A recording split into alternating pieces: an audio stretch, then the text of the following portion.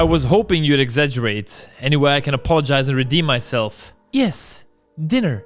Monday night. I have to work on my feminine voice. I don't do dinner dates. What do you do then? Cunnilingus usually, but I'm flexible. So, what do you offer? Tell me. Cunnilingus. How do you pronounce cunnilingus? Cunnilingus. Cunnilingus. Fuck it, close enough. Who even still does cunnilingus in this modern day where it's all about eating ass? Listen, I don't get it. You want to fuck, right?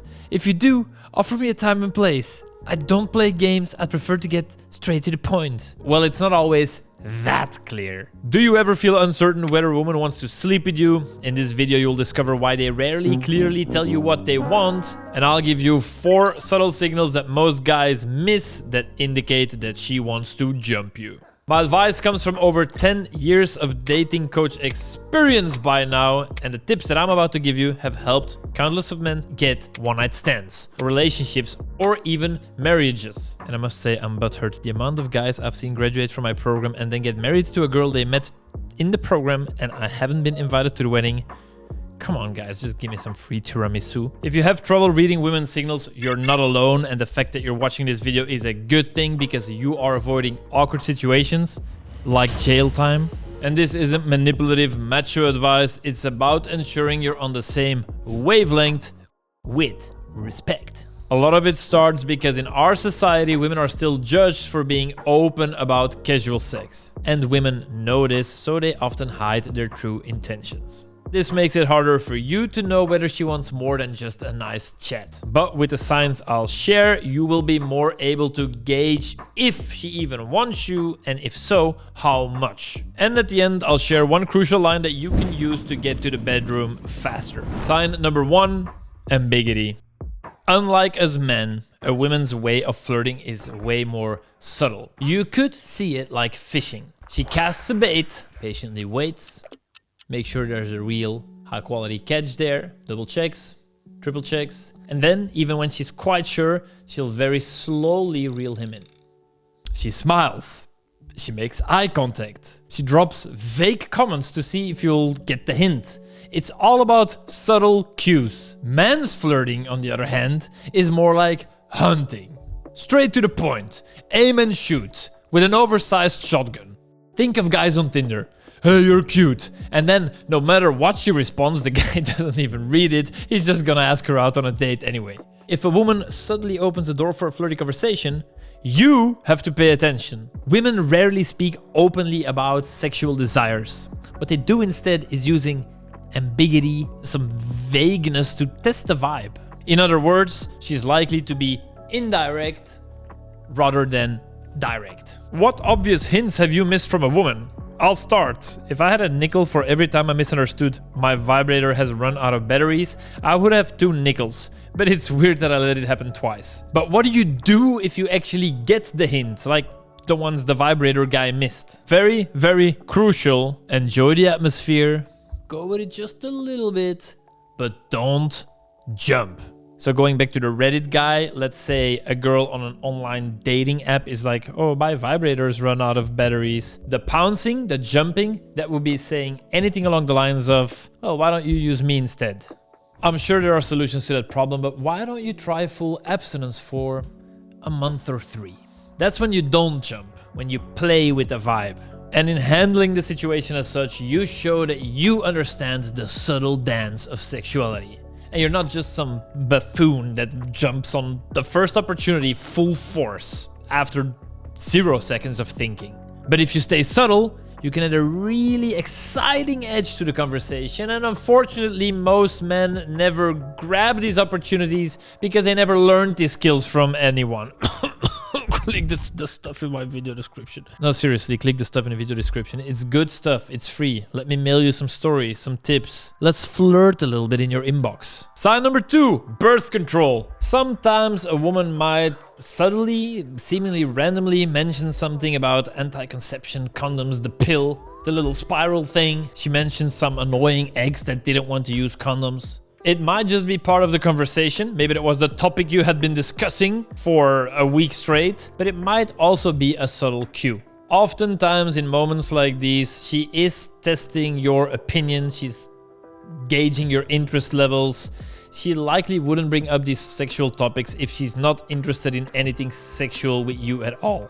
Fucking laugh at my voice cracking up there. Please remember that for women, usually this topic is more important because obviously they have the consequences of being able to become pregnant, and unfortunately plenty of women have had encounters with guys that are stupid about condoms or just irresponsible dudes in general. Here's a tip: if you know her quite well, you can hint at you being a responsible man when it comes to sexual things by not talking about yourself directly, but about a third person. For example, making fun of some celebrity that got an STD, and then you say, well, see, it's because of stories like that that I always wear at least one rubber. And if you want some more practical tips and lines, grab my free ebook video description. The 10 texts that always work, they work on text, they also work on dates. Try them now if you've at least worn one rubber in the last 10 years. Sign number 3, she's playfully negative.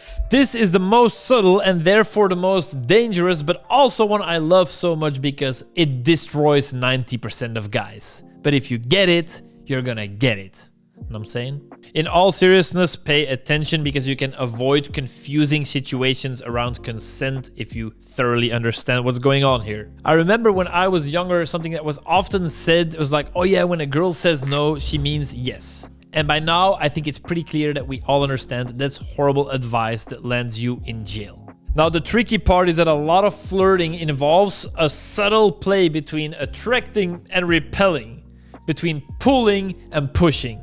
Like if she pushes you away, but she does it in a playful, giggling way, well, then that is probably a positive sign. Example, we were talking about dancing and I said I'm a bad dancer. There's at least something I can teach you the rest. Actually, I just want back scratches. You should buy a back scratcher then. Gross. Why gross? Don't worry, I'll give you all the back scratches you want. These sort of subtleties are very tough for most men to navigate. I've seen so many conversations where guys get this one little no, repel, push moment and they fumble. 90% fumbles. But as you can see, the overwhelming, exciting, happy yes was actually just around the corner. Now, let me give you the most important tip of this video. Have you ever considered that if you struggle reading her signals, that you can just ask her? You can just ask her. Guys, fellow supreme uber alpha males, there is nothing wrong with just asking, can I kiss you? Shall I give you a massage? Hey, do you feel comfortable with this?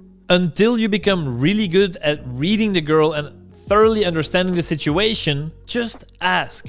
Like just last night, I had a coaching call with my guys in the mentoring program, and there's this dude that honestly admitted that he was scared to kiss a girl. He was on a date, he thought it was going well, he had his arm around her, but he was scared to kiss her and he didn't really know whether she wanted it or not. We talked a whole bunch about it so that I made sure I understand his situation, I understood the situation with her, but at the end of all that, my advice for him was to just next time in that situation, tell the girl, I want to kiss you right now.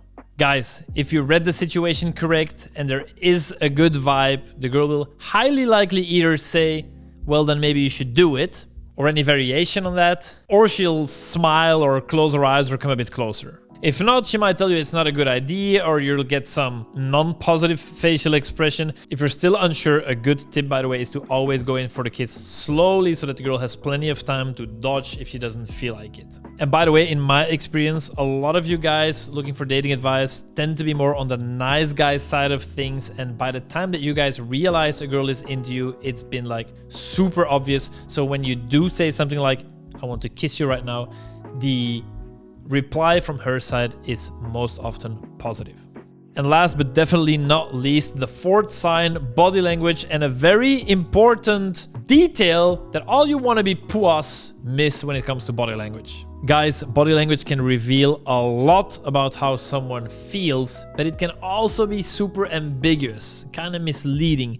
That is why if you want to use her body language to see whether she's into you or not, you can never read just one sign. You need to read body language in clusters. The classic advice from the pickup dudes back in the day or gossip magazines, Cosmopolitan. They're like, oh yeah, if she's playing with her hair, she's into you. sure, it might be a sign that she's into you, but she might just be nervous, or it might just be something that she does all the time because she finds it fun. I would say look for at least 3 signs before you add any meaning to them. Is she playing with her hair and licking her lips and making eye contact, and she has her legs crossed and she has the biggest pupils in the world? And also what can really help is to look at her baseline behavior. Is she always playing with her hair or just now? Is she always biting her lips? For example, I'm always biting my lips. It doesn't mean that I want to passionately French kiss you right now, even though I'm also playing with my hair, which I also do all the time, and I'm not even a girl. Pro tip, bonus tip, whatever, extra really valuable tip. Remember that earlier in the video I said that women are aware that in general society is judgmental, and as soon as they're too open about sex, everyone's like, slut! And women don't like this. I have a smart technique for you to do better. But I need you to promise me right here, right now, that you're not going to use this as just a line, as a way of manipulation, but rather as an actual mindset, a way of thinking, a lifestyle. Here it comes. The biggest mistake you can make is being part of that problem, being part of the judgmental crew that is bad-mouthing people that are sexual or open about being sexual. If you're on a date and you're talking shit about some girl that you know because you find her too flirty or too sexual or whatever, then obviously your date is going to put you in the category of not a guy that I want to be sexual with. You'll judge her for it. When she's gone, you're going to talk shit about her to everyone you meet. At the bakery. Wait, at the cheesecake factory. That's more American. That's why I think it's smarter for you to make it clear that you're not one of those judgmental people. You're anti-judging. That one girl that you know that does these things, good for her. She enjoys it.